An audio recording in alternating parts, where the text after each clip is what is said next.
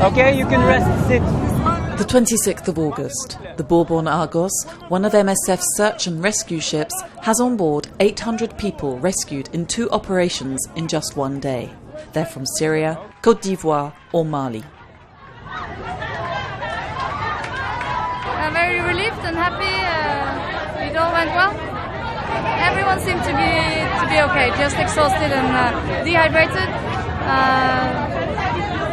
It's extraordinary. In a little over 3 months, MSF teams have rescued 11,482 people, mainly off the coast of Libya. At the beginning of August, this Syrian couple and their little girl survived the sinking of their makeshift boat. I lifted her up and shook her to make her bring up the water she had swallowed. I can swim, but she can't. 200,000 of the 300,000 people who have already crossed the Mediterranean Sea this year have landed in Greece. European regulations stipulate migrants must be registered in the first country in the Union they enter. But there is no system in Greece to deal with such large numbers of migrants and refugees. This system is not good. I already stay here 7 days. My friend is 20 days stay here. No food, no water, no others. No water. This is very dangerous situation. There are several thousand refugees on the island of Kos. As there are no reception facilities, they live out in the open, with no protection from the blazing sun. Some are directed by officials to a stadium where there's no drinking water or sanitation. At one of the sites where migrants have set up their own refuge, MSF teams distribute basic necessities and provide medical consultations. We are really focused on the mobile street clinic, which we usually see more vulnerable groups like pregnant women, infants, children, and handicapped patients. Mostly what we see is respiratory tract infection, traumatology, while those people are sleeping in the streets due to the traveling conditions, skin diseases, and common cold, mostly to babies, because they are more sensitive in the weather condition and sleeping outside. As there's nothing for them here, many migrants opt to continue their way across Europe. From Greece, they have to pass through Macedonia. On the 20th and 21st of August, Macedonian troops fired tear gas and stun grenades to disperse thousands of refugees trying to cross over the Greek border. An MSF medical team treated 110 casualties in just 2 days. The Macedonian authorities finally allowed them through, enabling the refugees to continue their journey until they encounter the next hurdle.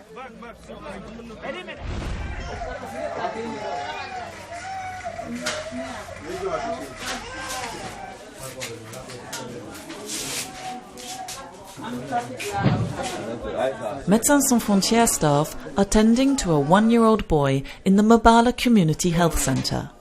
He's suffering from severe malnutrition. Malnutrition weakens the immune system. A malnourished child who gets diarrhea needs to be treated straight away, before his condition deteriorates further, as is the case with this child. He has diarrhea, but he was already suffering from malnutrition. Tiamuku is transferred immediately to Kutiala Hospital, where MSF works. 1 week later, his health has improved. I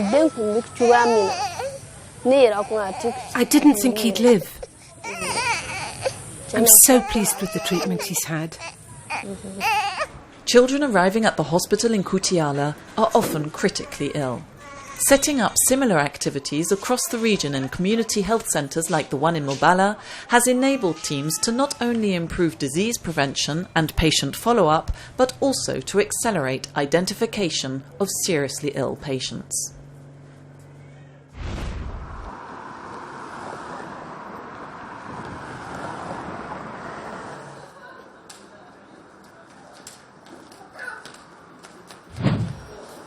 Four years of conflict in Syria, 12 years of war and violence in Iraq, repeated Israeli offensives against Gaza, and years of instability in Yemen culminating in the current conflict, the stream of seriously wounded patients who have no access to specialised quality care in their home countries is endless. Al Mwasa Hospital in Jordanian capital Amman is the only facility in the region to provide such treatment. We are receiving patients from different countries, Iraq, Syria and Yemen for the main ones. And we are building also network, scientific and academic network with different universities in France, for example, and other countries. So Al Mwasa will allow us to raise a bit our profile in this medical activities and welcome researcher in microbiology, in surgery, in our programs, so we could develop this kind of network. Deploying highly specialised medicine to respond to huge medical needs. At the heart of the Middle East, Jordan is one of the few stable countries in the region able to accommodate such a hospital.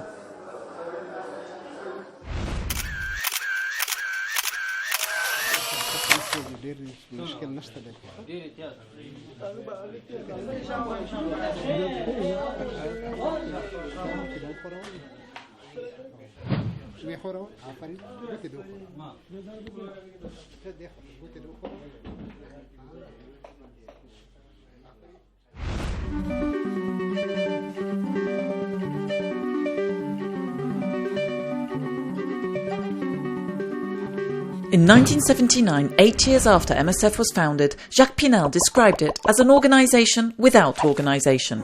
Working as a pharmacist in refugee camps in Thailand, he had been appalled by the muddle of boxes of drugs stacked under tarpaulins and decided order was required. The first pre-prepared kits came into being, and along with a series of guidelines and lists of essential medicines, they became the cornerstone of logistics at MSF and the means to enhance operational effectiveness. These days, logistics are organised between MSF teams in the field, at head office and its purchasing centres. Literally thousands of logisticians work in the field maintaining the cold chain during vaccination campaigns, servicing vehicles, setting up hospital tents. They are tasked with ensuring the smooth running of communications, particularly radio, vehicles from dugout canoes to four-wheel drives, power supply, water and sanitation, biomedical equipment for treating patients, supply and storage of medical and non-medical items used in the programmes. Supervisors based at MSF's head office provide support to the logisticians, assessing needs according to the situation. Somewhere in the world, large numbers of refugees are converging. The emergency health kit contains everything required to provide 10,000 people with emergency assistance for 3 months. Warehoused in one of MSF's logistics centres, kits can be dispatched to the field within 24 hours.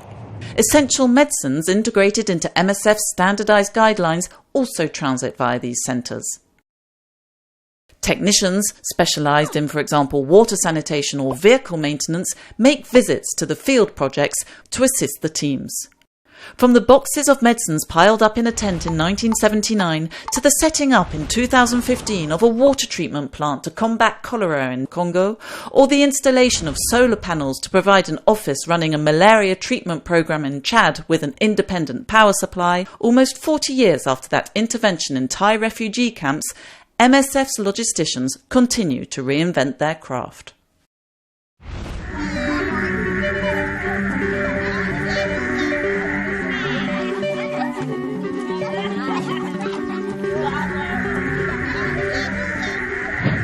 Le moment le plus fort pour moi de ma mission, ça a été la relocalisation des réfugiés du camp de Letchior au camp de Djewi.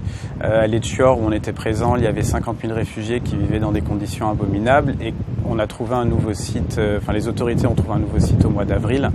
La relocalisation s'est passée très très vite, en 3 semaines. Chaque jour, il y avait 4000 réfugiés qui arrivaient et c'était un peu une lune de miel entre les ONG, les autorités, le HCR, parce que tout le monde faisait de son mieux pour que ça se passe bien. Nous, on était là à l'arrivée pour faire un screening médical des gens vulnérables, des femmes enceintes, des gens malades. Les gens du HCR étaient là pour amener un peu, famille par famille, les gens à leur emplacement. Save the Children s'occupait des enfants non accompagnés. Tout le monde travaillait jusqu'après la tombée de la nuit pour pouvoir accueillir ces gens. C'était plutôt un très beau moment où tout fonctionnait plutôt bien. Après, la réalité nous a rattrapés et ça a un peu fini en divorce. Il n'y a clairement pas suffisamment d'eau qui est fournie aux réfugiés. Il n'y a pas assez de latrines, pas assez d'abris. Donc le niveau de service laisse quand même beaucoup à désirer. Et ce qui m'inquiète le plus, c'est que MSF a été obligé de se retirer de Djewi. On n'a pas été capable de trouver un modus operandi avec les autorités qui nous satisfaisait. Donc notre hôpital a été repris par les autorités qui n'ont clairement pas les mêmes capacités et vu les problèmes sanitaires dans ce camp et les problèmes de latrines d'eau, etc., la population est très vulnérable à différents types d'épidémies et d'urgences et vu qu'on n'est pas là, évidemment ça m'inquiète un peu le sort de cette population pour les mois à venir.